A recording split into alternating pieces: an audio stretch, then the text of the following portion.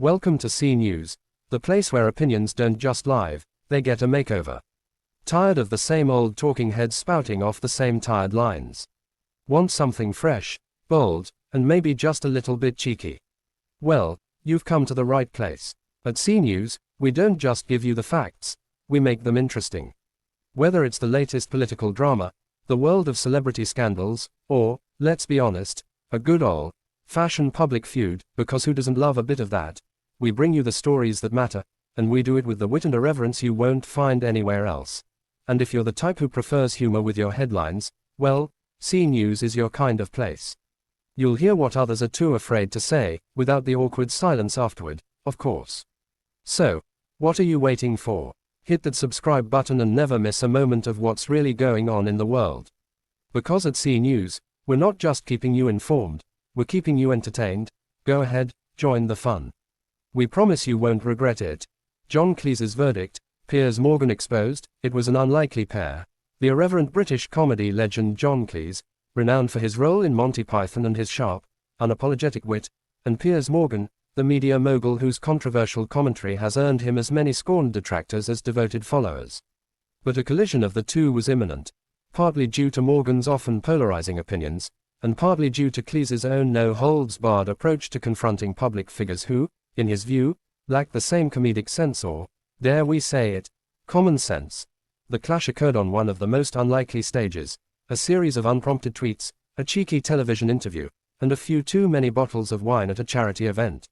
It was through these moments that Cleese, never one to shy away from telling the unvarnished truth, would provide his definitive verdict on the man who'd been a fixture in British media for over 2 decades. John Cleese had always been a lover of satire, the absurdity of life, and an ardent critic of anyone who seemed to take themselves too seriously. His career had been built on pointing out life's ridiculousness, whether through his work on Fawlty Towers, Monty Python's Flying Circus, or his later ventures into political commentary. Piers Morgan, on the other hand, had made a name for himself in more traditional media spaces, from hosting talk shows to making headlines with controversial remarks on topics ranging from Meghan Markle to Donald Trump. Their paths had never truly crossed, until, of course, social media brought everyone's opinions into the same digital room. Morgan had, in recent years, often displayed his disdain for those who dared challenge his worldview, whether in politics, entertainment, or societal norms. He had a particular fondness for dragging celebrities and politicians into the public eye, throwing barbs and taking swings at anyone who didn't fit into his definition of what was acceptable. Cleese, as one might imagine, wasn't too fond of this approach.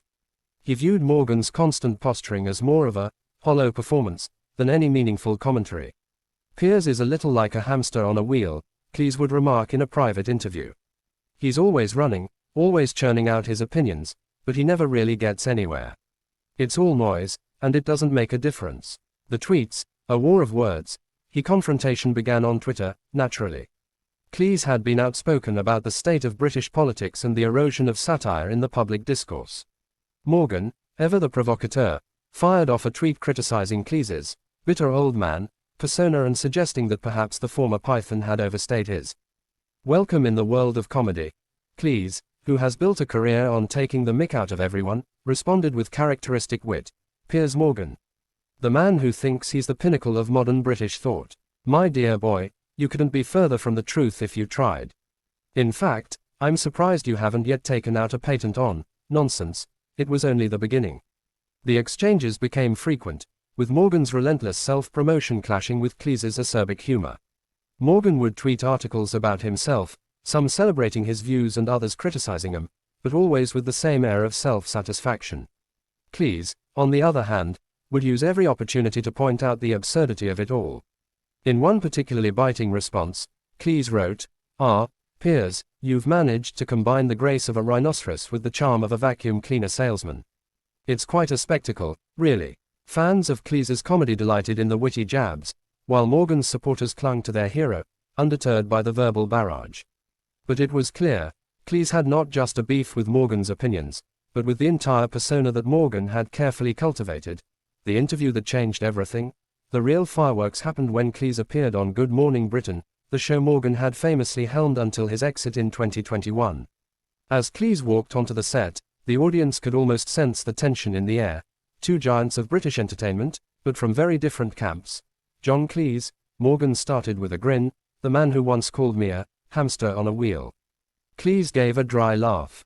You're welcome, Piers. You've certainly earned it. The conversation quickly veered from light banter to biting criticism. Morgan, as was his style, tried to steer the discussion to topics that would rile up Cleese.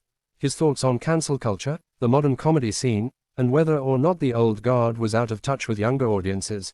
Cleese, however, was having none of it. Cancel culture. Oh, please, Cleese quipped. If you really want to talk about cancel culture, let's look at the constant stream of mindless tabloid garbage you peddle. What's more cancelling than that? You take anyone with a bit of flair and tear them down for sport. You call it entertainment. I call it the death of wit. Morgan tried to argue that his role was to challenge people, to force them to think outside the box, to break down the status quo. Cleese interrupted. No, no, no.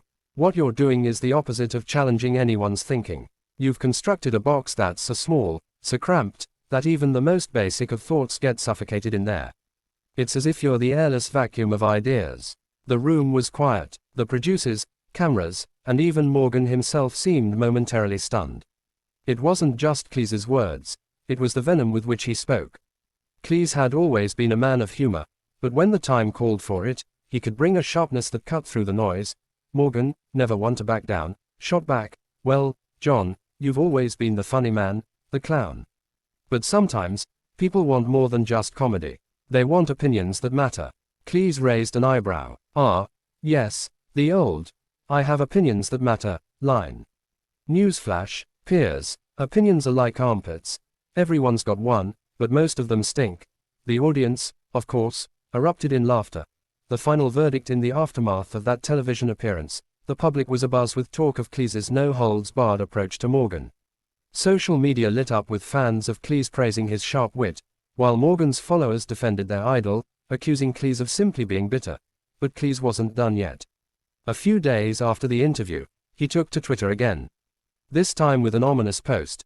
Piers Morgan believes his opinions are the gospel truth.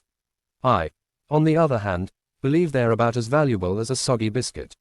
Do with that what you will. For John Cleese, this wasn't just about calling out Piers Morgan. It was a broader commentary on the state of media, public discourse, and the shallow nature of celebrity-driven opinions. He had lived through decades of comedy, learning that humor could both illuminate and critique society, and in Morgan, he saw someone who had done the opposite, reducing everything to a self-serving spectacle. In the end, Cleese had spoken not only for himself but for an entire generation of Brits who saw through the bluster and bravado of modern media figures. His verdict on Piers Morgan, while wrapped in humor and satire, was clear.